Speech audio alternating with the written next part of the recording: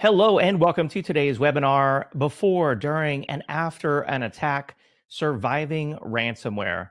This event is brought to you in partnership with our friends at Cohesity. Thanks so much for joining us on the webinar here produced by ActualTech Media. This is going to be a really fascinating event. I mean, this is a hot topic.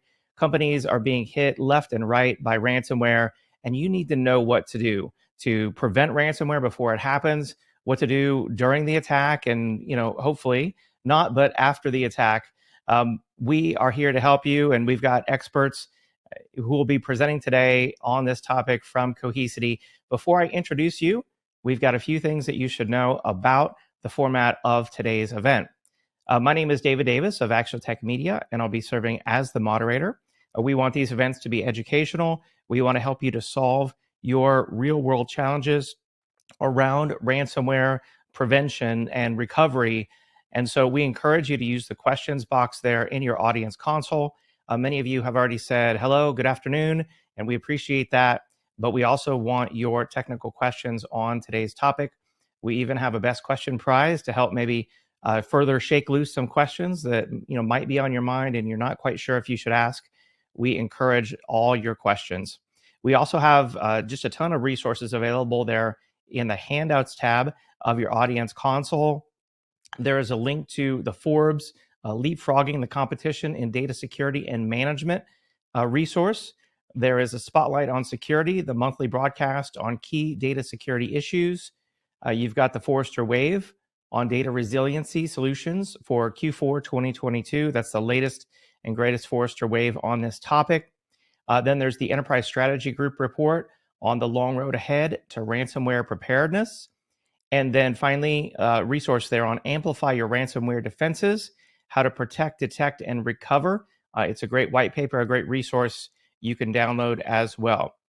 So make sure that you check out all those resources before you go. At the end of today's live event, I'll be announcing the winner of our Amazon $300 gift card. If you're watching this on demand or recorded, of course, that drawing has already occurred. The prize terms and conditions can be found in the handouts tab. And then, as I mentioned, we also have our best question prize today for an additional $50 Amazon gift card. This is for the person that asked what we consider to be the best question. We'll review those after the event and contact the prize winner there. That means that you have to ask a question to be entered into the prize drawing and meet the prize terms and conditions. All right, with that housekeeping information out of the way, it's now my pleasure to bring in today's expert presenters. Welcome to Jonathan Mayer, Field Technical Director at Cohesity, and Dr. Z, Field CISO at Cohesity. Jonathan and Dr. Z, it's great to have you on. Before I hand it off to you, I know we have a poll for everyone out here in the audience. We want to get your feedback on this poll question. It is on the screen, and the question is, how prepared are you for a ransomware attack? And I'm not going to read the options here fully. You can do that yourself. But basically, it ranges from, if you're attacked by ransomware, your organization's recovery data will not be compromised. So you're like 100% sure right there. Second option, we have fully integrated ransomware response. Third option, we have an isolated copy of a backup data at a remote location. And then a fourth option there, the ransomware threat is exaggerated, it's overblown. Our current controls will ensure that we can resist and recover from an attack. So it's like no problem. So select the option that responds or corresponds to you and your company. And I will share the responses here. You can see how you stack up with your peers who are on the event today. I'll give you just another moment to respond. All right, and let me share the responses now.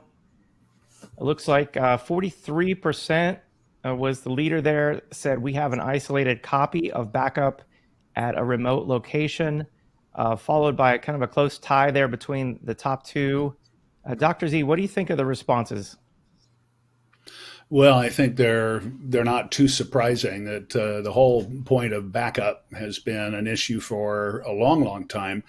But the having an isolated copy at a remote location is, of course, the best way, one of the best ways to protect yourself. But as the ransomware threat has evolved over the last, well, ransomware goes back to 1989. I don't know if people realize how long ransomware has been around, but over the last decade to 15 years, it has really, really evolved to be extremely sophisticated.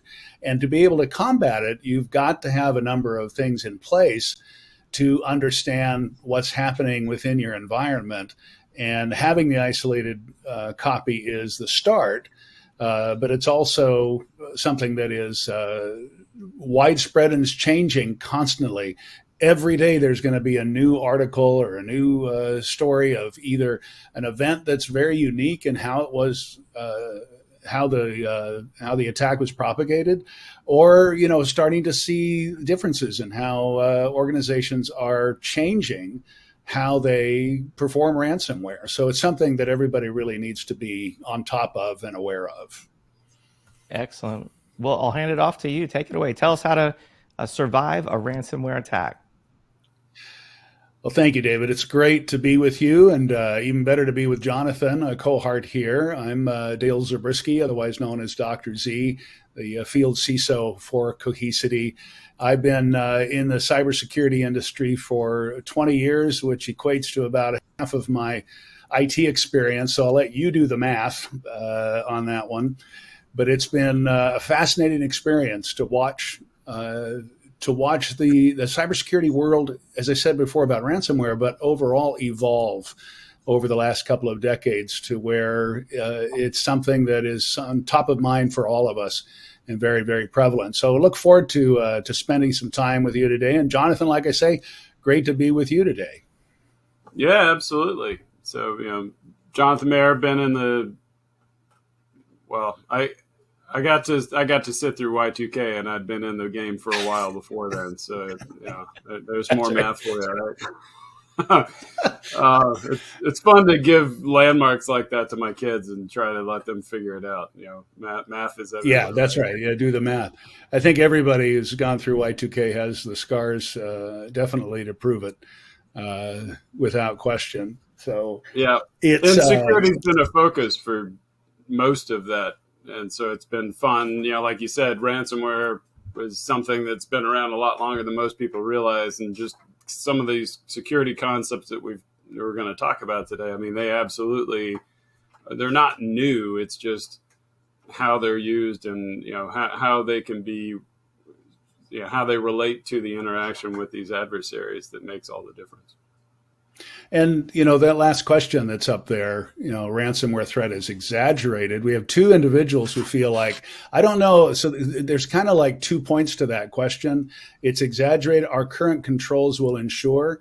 Do you think it's exaggerated? But also, how often in your work do you see and work with folks who feel like their current controls are enough to recover? How often does that happen? Well, from a purely tactical standpoint, I feel like a lot of companies and organizations are probably not too far off the mark. There's so many things that fall outside of that scope that they oftentimes get caught flat-footed with, and I think that's going to be probably the more interesting part of our conversation today is the non-technical components that really make or break resilience, the recovery process specifically, but overall impact your resilience. Okay, that's great. So let's talk about that. And that's what we really want to do before, during, and after an attack. And it's really built around these three concepts of protect, detect, and recover. Because it's, the old adage, I promised I wouldn't say this, but I'm going to do it anyway. It's not if, it's when, right? It's just something that is out there. And it's like you have a neighbor that this happened to. Everybody has somebody that they know that happened to this. But you make a really good point. So let's talk about some of these other questions, right? And, organizations do tabletop exercises to protect and to get ready. And we look at the obvious things. But these are, and I'll tell everybody, Jonathan, these are your ideas, and I think they're really great.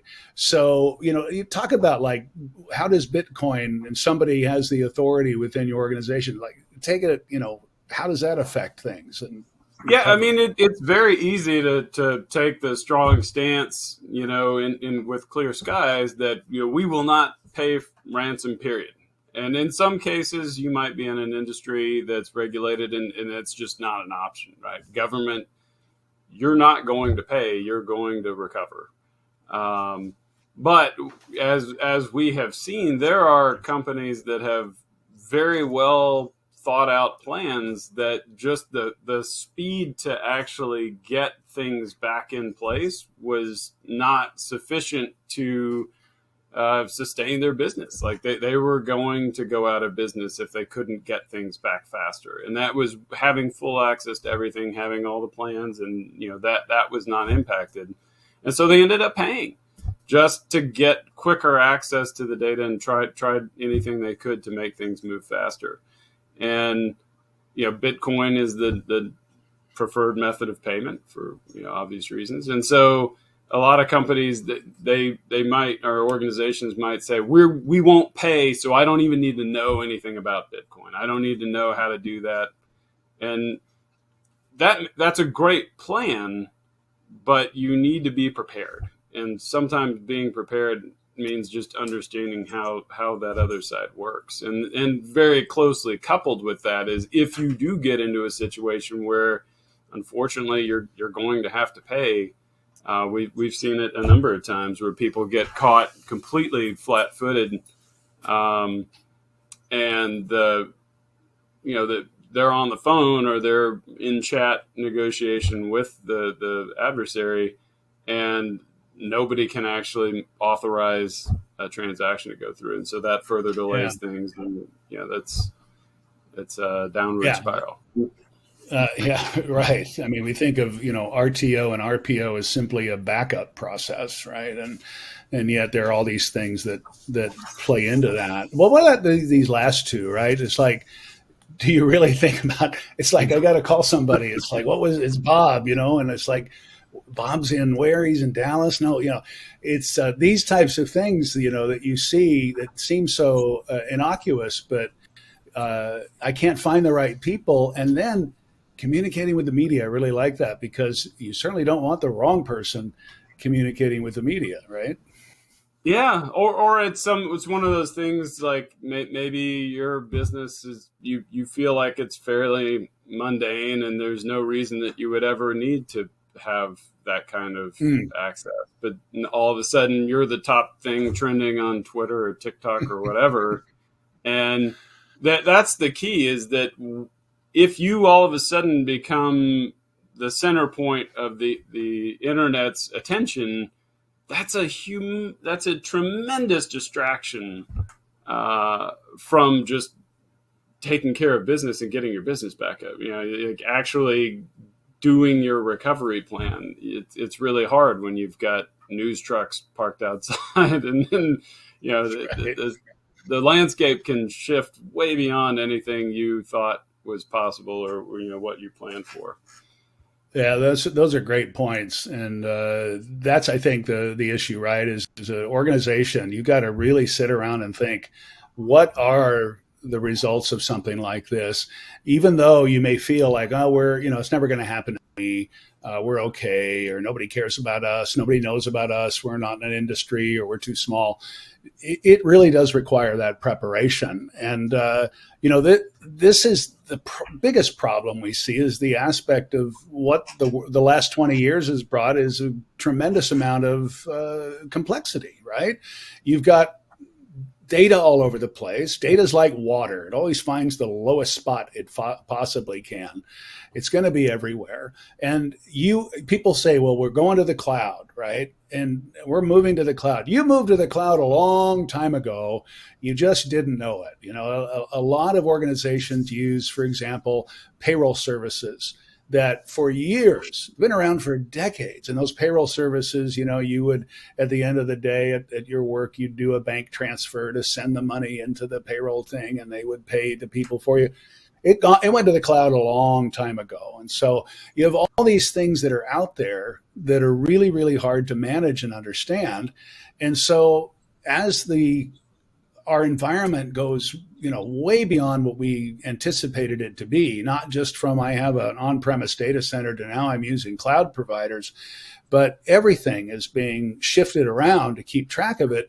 It becomes a target. All that becomes a tremendous target for organizations. And so one of the things, I think we need to emphasize is that it's not just an aspect of somebody's going to do a phishing attack and they're going to try to get somebody to click on something, and then they're going to put some malware on there, and all of a sudden we're, everything's encrypted. There are so many attack vectors that can be exploited. And, one thing that I want you to explain to everybody is this kill chain. And, you see it's a Lockheed Martin framework. So we have to think that Lockheed Martin, I think they might know what they're doing, right? They've got a couple of things they might want to protect. But right. Lay this out for us, and why, maybe a little history of why Lockheed Martin, why this has got their name on it. But, what does all this mean as we look at all those things that are out there that we need to protect? Yeah, for all the historians out there, this has been around for a long time, right?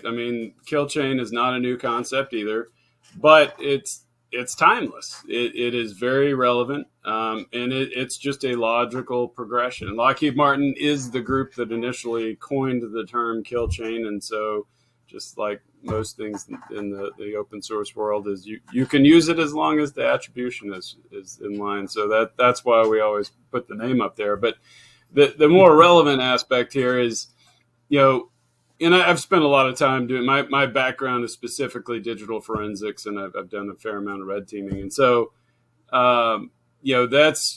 these are the steps that an attacker takes before things get really nasty, right? And unfortunately, when we're talking about backup and recovery, oftentimes, that really becomes relevant after all of these steps have been executed successfully. And that's where some of the key things about, Cohesity as a platform and some of the things we've been doing, which we'll get to in a second, really help to push further up this chain, because that's the name of the game. Is if you know your enemy and you understand the steps the adversary is taking, it makes it a lot easier to disrupt. And the earlier in this chain that we're able to either understand that there is a threat there in the first place or to actually disrupt it, the better chance we have at either avoiding an incident altogether, minimizing it, or just recovering quickly. And honestly, some of these things that I speak with people on a regular basis about, like the reconnaissance part, it is astonishing how much information gets leaked just by things like job posts. Kevin Mitnick is probably he's the premier person when people think about hackers. It's like, okay, that's a big name, but what they don't realize is so much of his success really had nothing to do with keyboards. It had everything to do with reading documents and calling people and social engineering, and just kind of these are great points. Two things you said kind of sparked. Let's take this one first, and then I'll go to the second one. I remember it's got to be 10 years ago or maybe more when Mark Zuckerberg from Facebook came out and said, people don't care about privacy. And the world went crazy. So, I care about privacy, and I'm really, it's so important to me. You can't. And then it's like, well, look what you put on Facebook. And it's so easy to triangulate into the right place because of things that are out there. We've become this society that's just putting out there. I worked for a company where one of the executives, when LinkedIn was a new thing, he traveled all the time internationally, and he would always put on LinkedIn the 3-letter airport codes to and from. It's SFO to LHR, London Heathrow. And the CEO took him aside and said, would you stop that? Because one of your major executives knows exactly where they are, at any moment. So that's so important. And from a business perspective, right, being careful about what we say and how we say it is so critical. But the other thing that you mentioned, and we talked a little bit about RTO and RPO, and you made the point that backup is really the last thing in this process, right? But it's often the first thing that people think about, and think back to our poll, right? Oh, I've got a backup, I'm okay. And yet, time and time again, we find that organizations have been hacked, that the hackers have been in there for quite a while, for days, weeks, and months, if not longer, rummaging around. What I call it's, you steal the purse and you go around the corner, you just start looking through and going, oh, there's one of these and three of those, and I'm looking for the valuable stuff. That's what's going on. And so, the kill chain is so important of recognizing much more earlier in the process what's happened, right, and where they are. Wouldn't you agree that that's something? Knowing that is really important to solving the problem, getting recovering. Yeah, absolutely. I mean, you said it perfectly, that we get so focused on that recovery aspect, but if you think of it, there's so many things that have happened to lead up to that are oftentimes fairly brazen and easy to detect. So it really comes down to how well do you communicate all of those different indicators, and some of the bigger processes. Our priority is the data management, right, and that includes the security of it, the availability of it, and the mobility of it. But endpoint protection and user behavior and a lot of other things, we need to interact very closely with those solutions, but we are not here to supplant those solutions. And so that really is where that's where this whole "it takes a village to be successful" here really comes into play, because it's this integration between the recovery processes and bringing things back that make all the difference, right? And yeah. So, here's the defensive measures, right, that go against that kill chain. And we've got all D's, except we cannot find a synonym for the word contain that starts with the letter D. So you have to excuse us on that one. But these are the things, right? Here's an interesting thought. For years, you hear people saying, well, let's go get those blankety blanks, right? Let's be offensive. Let's sit around. The security's so defensive. We're always on the downside. We're always on the reaction side. It's hard to attribute. You use the word attribution early in this conversation because it's really hard to do attribution in cybersecurity. But this degrade idea, right? How does that work for people to help? How does that help? Yeah, so very frequently before the attack actually, like the full-fledged, here's where we're going to implement all of the leverage we can to extract a payment. Because that's ultimately the end game here, right? It's a financial model, and the attackers want to extract payment, and they're going to do that by whatever means necessary. And so as they sort of lay their pieces out to prepare, there are a couple of things going on there, and this is where that integration gets really interesting, because the protection platform gives you that ability to move through time.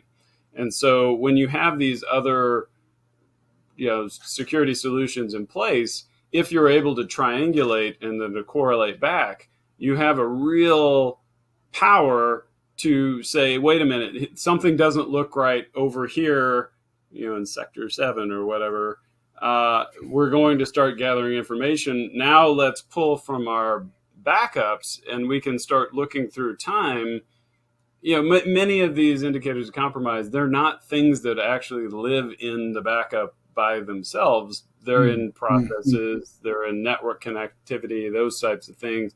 But when you bring those systems up in an isolated environment where you can kind of see what's going on, Schrodinger's recovery, right? It's this VM is both infected and safe all at the same time, but it allows you to carry out a much better investigation prior to an attack during that actual threat hunt than you might have previously been able to. Having quick access to resources and things. Those are angles that a lot of people haven't really thought about in the past, because it was that wasn't really an option. It wasn't viable to recover large amounts of data quickly because you needed a place to put it. Right. And now with connectivity and cloud and everything, it's a different story. It's basically what I call the burnt marshmallow syndrome, where you have, and I know there are people out there that love burnt marshmallows. Why? Burnt marshmallow is crusty and crunchy on the outside. And that's the perimeter that we've spent zillions of dollars trying to protect, right? But on the inside, what's going on? It's very fluid. It's moving all over the place. It's ooey and gooey, and it's just there's just fluidity happening, and that's what's happened to our environments. So we've had this look on the outside, and now the more we need to turn it around and look on the inside, the more we can do that, the more impactful we're going to be with these ideas of having the confidence, having the speed, that you understand before things happen. You understand what you have and where it is and what the platform. And then as things are unveiling and you're doing the old blank mode of what's going on, like you say, you can really see and know in real time how you can react and respond appropriately. And then, there's the cleanup, right? And it has to be done at scale. And I was talking with, one of our customers who's kind of been a poster child for us is Sky Lakes Hospital up in Oregon. And, I was talking to the guy, Corey Hansen, who was in the middle of that. And he said he never imagined, okay, you got to understand, this is a hospital with all sorts of, hundreds of beds and doctors and nurses and clinicians. And think about what goes on in that environment. He says, I never imagined that we would be walking around using clipboards and paper for 3 weeks. You just don't think about those things, get to it. So, let's talk about this meat here, this protect, detect, and recover. And these 6 items that, generally speaking, if you can get, these things happening and working together, so let me just ask it this question then. If I have these things in order, what does life look like for me, right? And secondly, where do you find in working with customers that they need to spend maybe most time or ones that they're not as good at as others?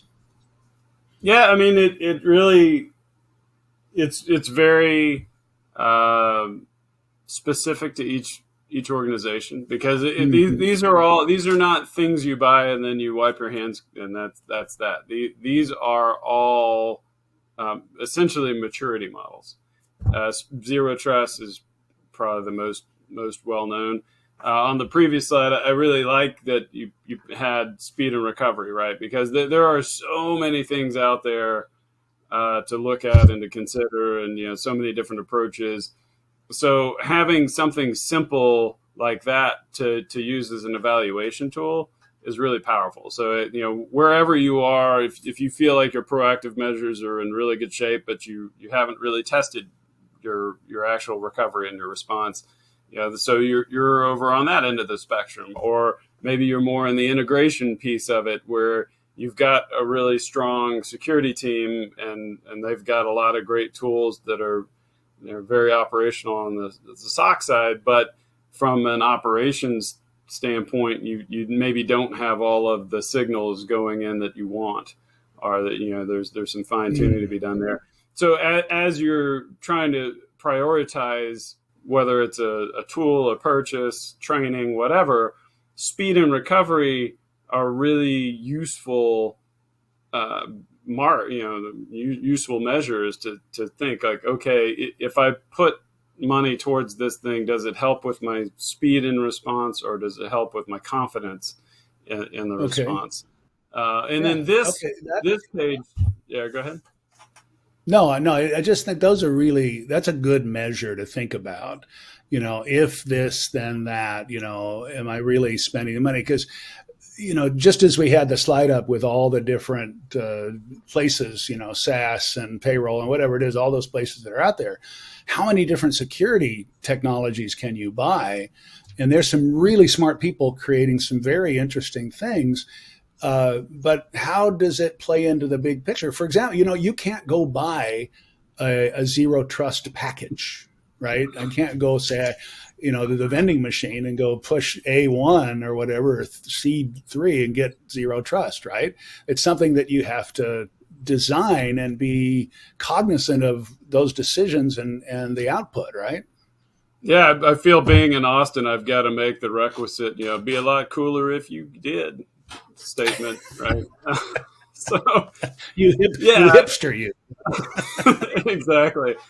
Exactly. But no, I mean, that's a great point. And the one of the biggest complications or challenges that I run across is maybe you've got a really strong security team and they've set a strategy, and that's where the protect, detect, recovery really, that aligns to NIST and that's a pretty common framework, but there are dozens others, right?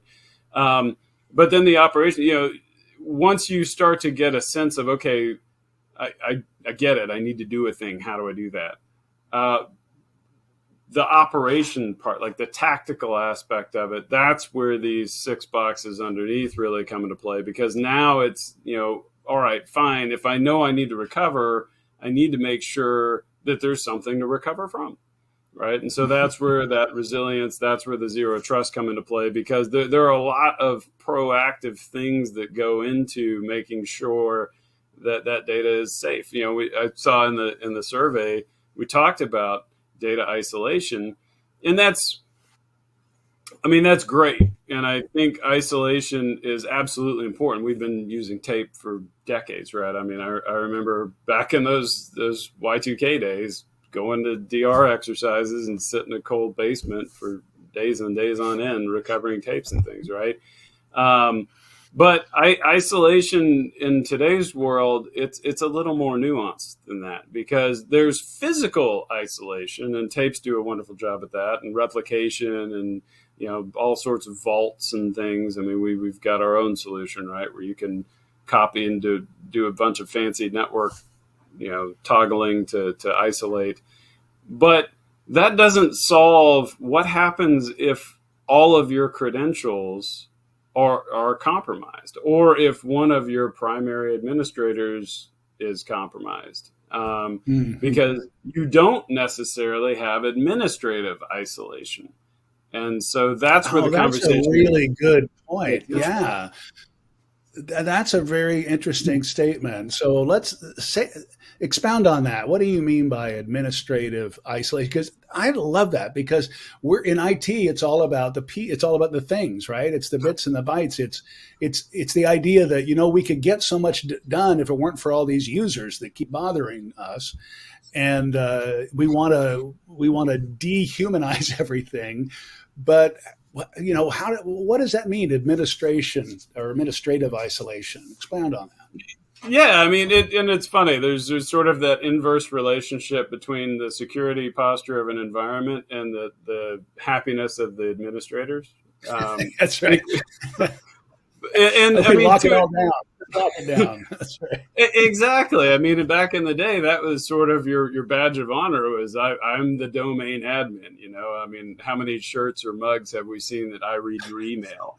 That sounds good, and that's awesome for sort of tech bros and that kind of thing. But when it comes to a strong security posture, unfortunately, what that means is that if I've got even my most trusted employee who has full access to everything, I might be vaulting into a cloud that has data lock turned on and everything. So in my mind, great, I've got physical isolation, those things are data locked, it's completely safe.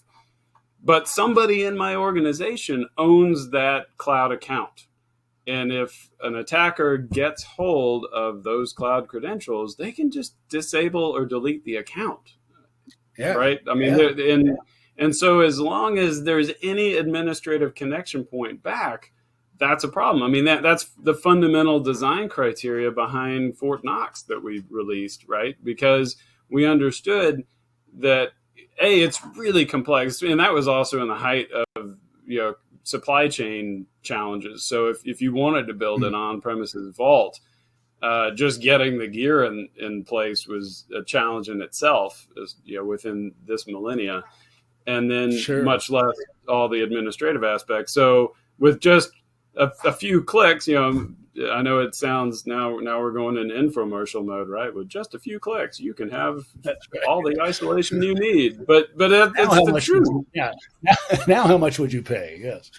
Yeah, because you're sending things into our hosted cloud that no one in your organization has administrative control over. You can say who has access, and then kind of building on top of that, that's where the concept of quorum comes into play, because there's always this conundrum, especially in today's regulatory environment, where GDPR is a perfect example. You are required to be able to remove certain data. But from a business resilience standpoint, you really want to make sure that no data can be destroyed. Right. So how do you serve your business? Right. Like you can't have one, that there's cake and eating all at the same time there. And so quorum and those types of controls, it advances things to where it just provides more oversight and makes things to where you can secure the business adequately, but you can also adhere to the requirements that you have to. Yeah, and that therein is the balance the security technology people, teams have been fighting for a long time, right? It's the triad. It's the how do I get the balance? Talk to us a little bit about something that I've always been a big proponent of, and that the Cohesity technology really helps with, and especially with this new offering that we call DataHawk around data classification. I've always felt that if I know my data, if I really understand what it is, first of all, and then secondly, understand where it is, that I can now apply the right controls to protect that data. And if I think of it as currency, I know my hundreds and my 50s and my 20s, I really need to put strong controls over, but my ones and my coins, I can treat very differently and do that thing that you called about, like delete maybe. But how have you seen that to be effective for organizations, and what does it take to get there? I know that's a big question. I'm not looking for the full answer necessarily in 2 minutes. Well, a big question, and I mean the underlying technology there is a big integration with Big ID, right? So for the classification in particular, that really, I'm going to kind of shift the answer a touch, and that is specifically why we created the Data Security Alliance. Because I mentioned it before, when you talk about the kill chain and you talk about disrupting it, there are a lot of pieces to that, and frankly, most of that is well beyond any data protection platform, and we recognize that. But because our strength by far is being the most scalable platform to aggregate data and to support the most workloads out there. Because that's one of the things I didn't really cover in my introduction, but I as field technical director and working with our security solutions architecture, I work closely with our CERT team, so our cyber response team. And that's the team that when a customer has a cyber event, we get engaged and help them work through that. And the benefit there is that they bring its experience on tap, pretty much, right? Because not everybody watching this session today has been through a cyber event, and so having a group that does this on a daily basis, being able to step in and say, okay, we understand what's going on right now. We've actually seen an increase in the type, these particular types of attacks, whether it's exfiltration, and that gets more into the data govern and classification aspect, right? Because when my backup repository is too difficult to destroy, an attacker is going to pivot and say, all right, well, I can't destroy the backup, but I can steal data and try to create leverage that way through blackmail, right? And that's kind of the biggest difference between cyber events and just standard DR. And that's a big stumbling block that I see a lot of organizations run into. Not as much these days, but I mean, it's still more prevalent than people like to admit, where they've got a DR plan and they say, well, that's sufficient for our cyber response. And it is absolutely assuredly not. Yeah. Because the difference is you have a live adversary. That's the big thing that people, like, water is one thing and it moves around or fires or whatever. But I mean, having a live, critically thinking adversary in your environment, making choices and adjusting their strategy real time, it puts a whole new spin on the recovery aspect of things. And so would you say that a lot of the folks that you've worked with and in the CERT and whatever have this attitude that they've attacked us, they've dropped this payload, the malware is in there, and they're off worried about somebody else? This idea that I'm, playing Battleship, basically, going back and forth, is maybe a new concept for some folks, that it is this reaction, I'm going to do this and now they're going to do that. And to our point earlier, backup is important, but it is not, like you say, a DR plan does not just make it, okay, I can sleep, I don't have to worry about it, or we've identified that this malware is there, we've gotten rid of it, I don't see it on any other machines, I'm okay. But this idea of this live, battle going on is an interesting topic, right? Yeah, and that's why the conversation really has started to shift from recovery to resilience.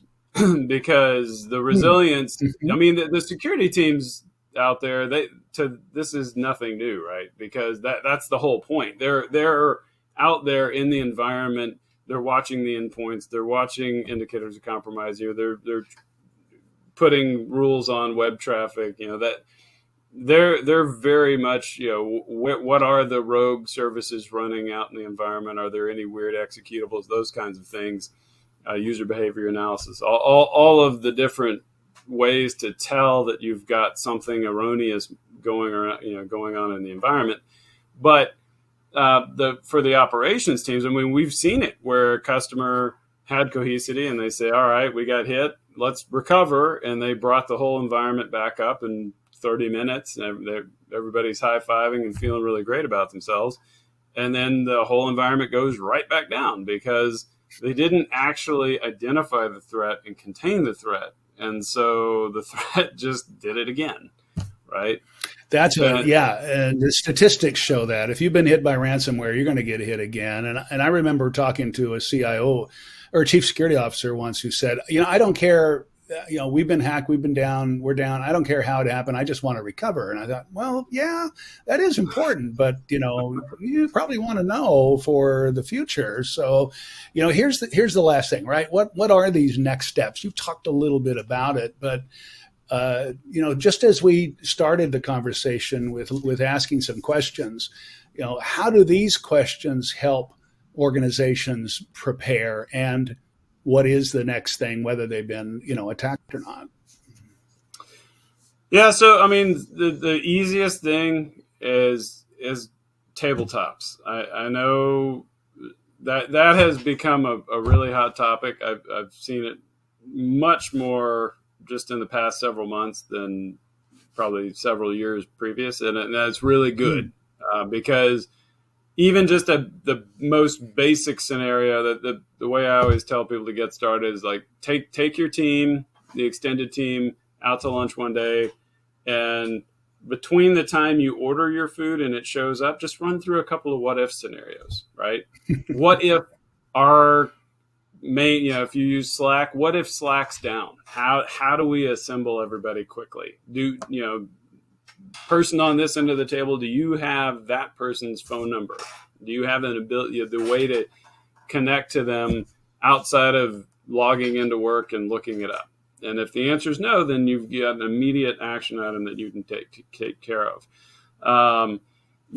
Inventories, and that's where kind of that one of our strengths is being able to provide global visibility, because as you've got more workloads out into the cloud and across multiple sites, just understanding what you have in the first place is a key challenge to being successful. I mean, in my past life, I used to call it network archaeology. That's where I got really good at Nmap, because I would find all these really old systems just hanging out in the environment.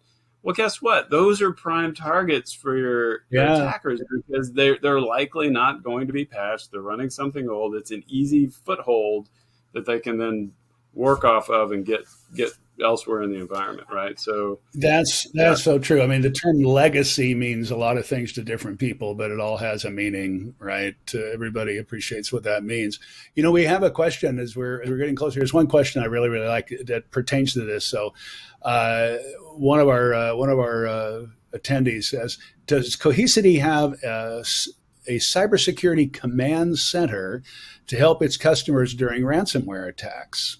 So tell us about that, of course. Yeah, so I mentioned our CERT team, and that's exactly what they are. It's a component of our support organization. So when you call in, we provide ransomware detection, and there's a whole lot. There's a blog article that we've got that talks about the machine learning algorithms that we use on the backups themselves. Those machine learning algorithms were baselined against live ransomware, and we've got 99.9% hit rates. The key is to minimize false positives, because you don't want to end up with a bunch of alert fatigue on the SOC side. But when we detect something, you get an alert, but we also get an alert, and so we'll engage and try to understand what's going on. You may wave us off because you've got it under control, or you might bring us in because you need help. But that is just a standard part of our support organization. Good. So you get Cohesity, you get everybody, right? You get the whole team. One other one here I think is germane here for a smaller business that doesn't have the big team, right? You've got just a few people handling it. So what are good resources for the smaller organization to deal with the before, during, and after to implement? Yeah, guides? I mean it gets tricky, right? We're always building out our portfolio and our capabilities to try to help the smaller organizations. The fact of the matter is, I mean, there's a lot of stuff that any backup platform it may, like, we can put something out there that looks kind of good, but it's probably not going to be functionally relevant to you in an actual event. I will say that between CISA and like MITRE and they're all NIST. There are a lot of really great resources out there to just kind of bare bones checklists. I'd say CISA is probably one of the best kind of global resources to be able to get a quick handle on analyzing your posture, but just basic stuff like divide who does what. Don't if you've got two people in your organization, make sure that they have to communicate in person together to make critical decisions, that kind of stuff. But even looking at a NIST framework or an ISO framework, even though that can be, trying to implement the whole thing is not the point. There are really good ideas and questions to ask yourself, regardless of the size of your organization, that can help pinpoint and identify those areas where you're not as strong as others, right? Wouldn't you agree? Yeah, absolutely. And that's, we didn't touch on it much on the prevention side, but I mean, one of the key things Cohesity does is, we recommend whatever best practices in terms of locking everything down, but we also have a tool called Security Advisors built in that checks your deployment against our recommendations, so that as time progresses, if somebody did get into the system and tried to change something to make it a little bit more open, you'll see that and you can take action. So I mean, there are a lot of things you can do just procedurally in terms of limiting access, splitting up, who has roles for different things, only give the amount of access required for actions. And so even for smaller organizations, tools like Cohesi could really help out by giving you the right kind of bare bones toolkit to start doing that with. That's really, really good point. Thank you, Fed. So I'm going to go back to David now and bring you in as we're on the home stretch here and see other questions. I've tried to pinpoint a couple of them, but what else do you have out there, David? Yeah, absolutely. This has been a great discussion. The audience, I know, has a lot of questions, obviously, on this topic because there's a ton here in the queue. One of them that caught my eye here, they're asking about immutability. Can immutability be bypassed? And what is required to make it foolproof? Yeah, there's the big word of the last few years, right? Immutability, and so defining that and means can't be touched, can't be changed, and yet there's that concern out there. And Jonathan, you mentioned too a little bit before about Fort Knox and how in our system, you're going to create that backup, and it's the network is only open for the aspect of transfer, right, and encrypted information, but what is can it be bypassed? Can it be attacked? What steps need to be taken to protect that backup? Yeah, the short answer is no. And that was by design, right? But the bigger conversation always goes into there's immutability, but then there's also the administrative control, because there are a wide variety of file systems out there that you can write data into it, and once data's on there, it's only append on change. But you could still come in as an administrator and destroy the whole thing. And so, yes, the data that was written in was immutable, but the system as a whole was not infallible. And so that's where the concept of worm lock, everybody's in our case it's data lock.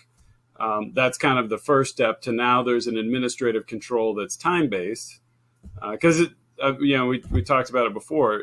There are certain situations where, yes, you do need to be able to delete things legitimately. So you can't just go into this absolute nothing can be deleted ever kind of mindset, because that's probably going to get you in equal problems as having the whole system be broken out. So that's where also Quorum steps in on top of that, which is unique to us. And it allows you to define the groups and the actions that can be taken, so that there's both the natural immutability of the file system, there's the administrative control through data lock, but then there's that oversight of decision making through Quorum. That's great. What else we got, David? Yeah, here's another good one. They say, if you have an immediate restore, are you not possibly reintroducing threats or vulnerabilities that would allow an attack to restart? That's a really good point. Yeah, we talked about that a little bit. So expound on that there, Jonathan. Yeah, and so the key is not just to recover it blindly back into the environment. I mean, just about any recovery is a two-step process, because you're going to bring it back up. And that's the thing, is there are a lot of ways to detect certain indicators of compromise from a static file on a system that's powered down. But you go to a MITRE ATT&CK framework, there's a software tab, and you can look up a large number of threats out there, and it walks you through the exact indicators and what they use to propagate themselves through the network. And oftentimes it's running services, there's network connections, there are system calls, there are things that only exist on a live system. And so that is one of the things that Cohesity is also really unique, makes us unique, is that you can take those systems that are suspect and you can bring them up in an isolated environment with your own toolkit on top of that. Again, if you've already got a really skilled security team, they've already got all that. You're not trying to introduce more tools. You're just trying to make more information available to the existing tools. And so being able to bring all those systems up, and even if you don't have a SOC, being able to have an isolated environment, it's a free copy to be able to look and observe and to run your scans, because it uses the Cohesity as the data store because of the way the file system works. And so you're not having to recover that into production. You can keep it isolated off to the side and then run through your checklist of, make sure these services are not running, make sure that you maybe you've got the remediation steps so you can actually go through that. And what's nice is you can control, you can stage everything off to the side and have them just queued and ready to go, and then power them up as you're ready so that you can watch the run routines. You can keep them off the network. So there's a lot of just nuance to how you reintroduce those systems, because you're probably going to have to document all of the recovery steps as well, because somewhere down the road, you have to prove that what you did was successful, right? Yeah, right. And those are just super points. We think immutability means I'm clear and free and nobody's going to touch it. Yeah, but if you backed up a bunch of junk or problems in there and you're not aware of that, then restoring does not do you any good. So I like those points about really being careful about what you have, understanding what's in there, and then going through that process of restore in a more very specific and careful way. So, David, we got anything more? One more or two more? What do you think? Yeah, here's another one. What about anomaly detection? What does it actually find, and can we do this with our existing security tools? Yeah, and I'll let Jonathan jump in on that, but that's a perfect segue into saying, if I can't detect the anomalies in my immutable backup, then of what value is there? So I think a part of that question, a lot of people think, well, I've got my security tools out here. Why can't I just use them? So how does that happen? Yeah, so it's how do you integrate those, right? Right. I hope that you detect the anomaly before it becomes something that we pick up in a backup, because that's another key thing is any protection platform that is performing any kind of detection capabilities, that's a trailing indicator. The payload has been detonated at that point, because all of us are backing that up and looking for things like entropy. Here's some encryption. Here's a large amount of change that has happened. We can get smarter and use YARA rules and things like that, but fundamentally we're taking essentially file systems and offline copies of things, and that's what we're working with. Whereas you've got these other security tools that look at it a slightly different way, where we've had this happen where a customer had not to pick on CrowdStrike, but they had CrowdStrike as an endpoint detection, and the attackers got around it, and they started their backups, and all of a sudden they started to get these alerts as the backups were happening, because we're scanning each backup, each VM, file system or whatever, as it's being done. And so we flagged it. They were able to step in and recognize, wait a minute, something's not right. And then from there, they triangulate back to the logs that they're gathering from other systems in the environment. They were able to very quickly figure out what was going on, what the threat was, look at, okay, these systems are impacted. Now I can look at what's happening because of our Active Directory protection and the way we compare with the live directory on snapshot. They can start seeing, if the attackers started to try to put backdoors in place. I mean, there's a lot that factors in the way we handle file systems. There's just a lot more visibility because of the breadth of workloads we cover. Yeah, a true example of defense in depth there. That sounds good. So, David, I think we've reached the top of the hour. Yes, sir. I'm afraid we're running out of time here. We've got a ton of great questions still from the audience, so we appreciate all those. We encourage everyone to check out the next steps. Think about those right there on your screen. And of course, don't forget about the handouts tab. There are 5 different resources I encourage you to check out before you leave today. Make sure you download those and check them out after the event. Dr. Z and Jonathan, it's been really great having you on. I learned a lot. I know the audience did as well. Thank you so much. You bet. Thank you. Thank you. Great to be with you. And of course, thank you to our friends over at Cohesity for joining us and supporting us on the event today. Before we go, I do want to announce the winner of our Amazon $300 gift card. This is going out to Michael Freist from Minnesota. Congratulations. Michael Freist from Minnesota will reach out to deliver that gift card. We'll also be reaching out to our best question prize winner as well. Make sure that you stay safe, protect yourself from ransomware. Make sure that you're covered in the event that you are hit. And I encourage you to visit cohesity.com for more information. Have a great day, and we'll see you next time. Bye-bye.